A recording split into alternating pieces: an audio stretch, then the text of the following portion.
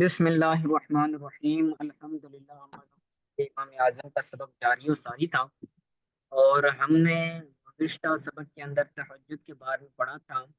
کہ تہجد کی کتنی رکعتیں ہیں۔ تو احادیث کے اندر مختلف روایات آتی ہیں، لیکن ہم نے جو حدیث پاک پڑھی تھی اس کے اندر 8 رکعتوں کا ذکر تھا کہ تہجد کی 8 رکعتیں، ٹھیک ہے۔ تو دوسری روایات کے اندر 12 رکعتیں بھی آتی ہیں، تو زیادہ سے زیادہ تہجد کی رکعتیں 12 یا پھر 8 ہیں، اور کم سے کم اگر بندہ کوئی 2 بھی پڑھتا ہے تو وہ بھی درست ہے، لیکن اس کو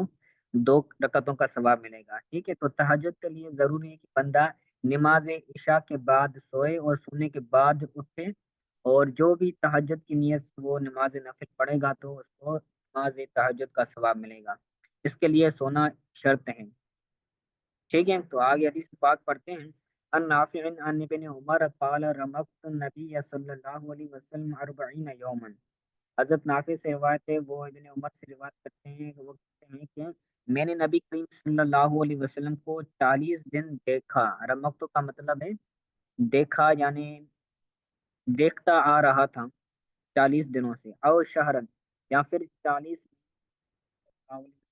دیکھتا آ رہا تھا۔ فسمعته یقرأ فی رکعت الفجر، میں نے آپ صلی اللہ علیہ وسلم کو سنا، آپ صلی اللہ علیہ وسلم فجر کی دونوں رکعتوں میں قل واللہ احد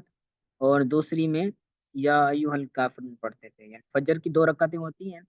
تو پہلی رکعت میں آپ سورہ اخلاص پڑھتے ہیں قل هو اللہ احد، اور دوسری رکعت میں آپ قل یا ایھا الکافرون سورہ کافرون پڑھتے تھے۔ آگے حدیث پاک کے سماع سے روایت وہ جابر بن سمرہ سے روایت کرتے ہیں، وہ کہتے ہیں کہ کان النبی صلی اللہ علیہ وسلم اذا صلی الصبح لم یبرح عن مکانہ حتی یطلع الشمس وتبید، کہ نبی کریم صلی اللہ علیہ وسلم جب نماز صبح کی نماز پڑھتے تھے، یعنی فجر کی نماز پڑھتے تھے، تو آپ صلی اللہ علیہ وسلم اپنی مقام سے، اپنی جگہ سے جدا نہ ہوتے تھے۔ یبرح مانے جدا نہ ہونا، ٹھیک ہے۔ لم یبرح جدا نہ ہوتے تھے اپنے مقام سے، یہاں تک کہ سورج طلوع ہو جاتا اور تب یدت اور روشنی ہو جاتی، ٹھیک ہے۔ تو نماز فجر کے بعد مسجد میں بیٹھنا اور ذکر و اذکار کرنا، یہ سرکار صلی اللہ علیہ وسلم سے ثابت ہیں، اور آپ صلی اللہ علیہ وسلم سورج کے طلوع ہونے کے وقت کیا کرتے تھے؟ ذکر و اذکار کرتے تھے۔ جب سورج طلوع ہو جاتا تو چاشت اور اشتراک جو نماز ہے وہ آپ پڑھتے تھے، اشراق، چاشت اور نماز اشراق اور چاشت، ٹھیک ہے۔ آگے حدیث پاک کے ابن عمر سے روایت، وہ کہتے ہیں کہ نبی کریم صلی اللہ علیہ وسلم نے فرمایا من صلی بعد العشاء 4 رکعات قبل ان یخرج من المسجد عدلنا مثلہن من لیلۃ القدر، سرکار نے فرمایا کہ جو شخص نماز عشاء کے بعد 4 رکعتیں پڑھتا ہے اس سے پہلے کہ وہ مسجد سے نکل جائے، یعنی مسجد سے نکلنے سے پہلے جو بندہ نماز عشاء کے بعد 4 رکعتیں پڑھتا ہے نفل کی، تو عدلنا مثلہن من لیلۃ القدر، تو اس کو لیلۃ القدر کی مقدار ثواب ملتا ہے، یعنی جو بندہ لیلۃ القدر کے اندر 4 رکعتیں نفل پڑھ لے تو اتنا ثواب اس بندے کو ملتا ہے جو نماز عشاء کے بعد 4 رکعتیں پڑھتا ہے، ٹھیک ہے۔ آگے حدیث پاک محارب سے روایت ہے، وہ ابن عمر سے روایت کرتے ہیں، اور وہ فرماتے ہیں کہ نبی کریم صلی اللہ علیہ وسلم نے فرمایا من صلی اربع بعد العشاء، جو شخص عشاء کی نماز کے بعد 4 رکعتیں نفل پڑھے لا یفصل بینہن تسلیم، اس طرح پڑھے کہ ان کے درمیان سلام سے فاصلہ نہ کریں، یعنی 4 رکعتوں کے اندر فاصلہ کیسے؟ بندہ پہلے 2 رکعتیں پڑھی، 2 رکعتیں پڑھنے کے بعد کیا کریں؟ سلام پھیر لے، اس کے بعد دوسری 2 رکعتیں پڑھی اور پھر سلام پھیر لے، سلام کے ذریعے 4 رکعتوں کے اندر کیا ہو گیا؟ فاصلہ آ گیا، تو سرکار نے فرمایا کہ وہ فاصلہ نہ کریں بلکہ 4 رکعتیں اسلام کے ساتھ پڑھیں،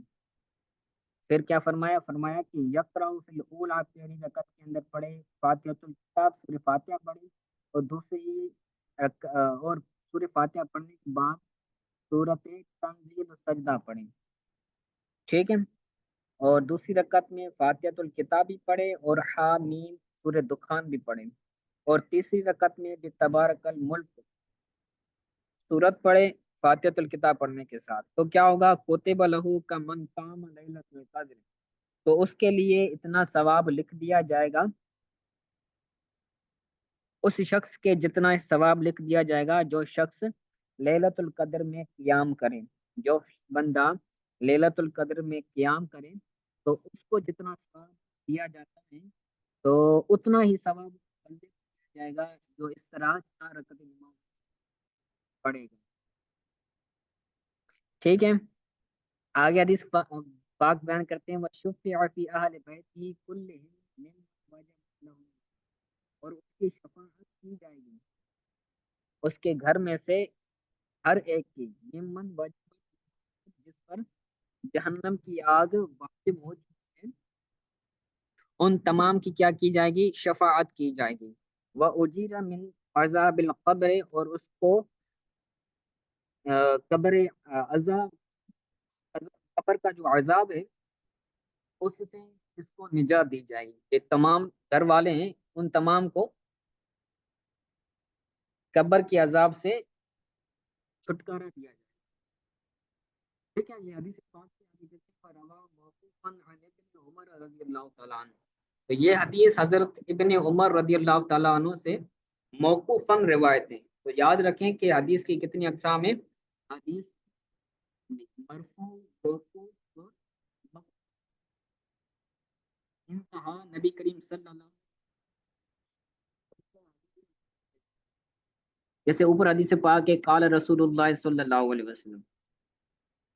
تو سند اگر نبی کریم صلی اللہ علیہ وسلم تک ہو تو اس حدیث کو کہتے ہیں حدیث مرفوع، اور اگر سند کی انتہا کسی صحابی تک ہو تو اس حدیث کو کہا جاتا ہے حدیث موقوف، ٹھیک ہے؟ اور جس حدیث کی سند کی انتہا کسی تابعی تک ہو تو اس کو کہا جاتا ہے مقطوع، ٹھیک ہے؟ تو یہ جو اوپر حدیث بیان کی گئی اس حدیث کو، یہ حدیث مرفوع ہے، ٹھیک ہے؟ کیونکہ اس حدیث کی انتہا نبی کریم صلی اللہ تعالی علیہ وسلم تک ہو رہی ہے، ٹھیک ہے؟ تو آگے کہتے ہیں کہ یہی حدیث پاک حضرت ابن عمر سے روایت کی گئی ہے موقوفاً، یعنی اس حدیث کے اندر یہ قول قرار دیا گیا ہے حضرت ابن عمر کا کہ حضرت ابن عمر نے اس طرح فرمایا، صحیح ہے؟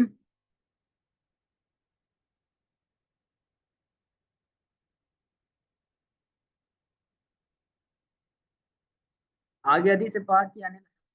سے روایت ہے، وہ مجاہد سے روایت کرتے ہیں، اور حضرت مجاہد ابن عمر رضی اللہ، حضرت ابن عباس رضی اللہ تعالی عنہما سے روایت کرتے ہیں، وہ فرماتے ہیں کہ کانا رسول اللہ صلی اللہ علیہ وسلم یصلی بعد الظہر رکعتین، کہ نبی کریم صلی اللہ علیہ وسلم نماز ظہر کے بعد 2 رکعتیں نماز پڑھتے تھے، ٹھیک ہے؟ تو نماز ظہر کے فرض کے بعد کیا پڑھتے ہیں؟ 2 رکعتیں پڑھنا، یہ کیا ہے؟ سنت مؤکدہ ہیں۔ تو یاد رکھیں سنتوں کی 2 قسمیں ہیں، سنت مؤکدہ اور سنت غیر مؤکدہ۔ اب بعض بندوں کو تھوڑا سا وہ ہو جاتا ہے کہ ان کو یاد نہیں رہتا کہ مؤکدہ کون سی ہے اور غیر مؤکدہ کون سی ہے، تو اصول یہ یاد رکھیں، فقہاء کرام فرماتے ہیں کہ صرف جو ظہر سے جو نماز عصر سے پہلے 4 رکعتیں ہیں، نماز عصر سے پہلے جو 4 رکعتیں ہیں وہ سنت غیر موقدہ ہیں، نماز عصر سے پہلے جو 4 رکعتیں پڑھی جاتی ہے وہ سنت غیر موقدہ ہیں، اور اسی طرح نماز عشاء سے پہلے جو 4 رکعتیں پڑھی جاتی ہے وہ بھی سنت غیر موقدہ ہیں۔ اس کے علاوہ جتنی بھی سنتیں ہیں، چاہے وہ فجر کی ہو، چاہے وہ ظہر کی ہو، ظہر کی قبلیہ ہو یا بعدیہ ہو، یا پھر مغرب کی بعدیہ ہیں، یا پھر نماز عشاء کے بعد جو پڑھی جاتی ہیں، یا پھر جمعہ کے اندر پہلے یا بعد میں جتنی بھی رکعتیں سنتیں پڑھی جاتی ہیں وہ تمام کی تمام سنتیں سنت موقدہ ہیں۔ صرف دو جگہوں پر سنتیں غیر موقدہ ہیں، عصر سے پہلے اور عشاء سے پہلے 4 4 رکعتیں، باقی تمام کی تمام رکعتیں سنت موقدہ ہیں۔ ٹھیک ہے،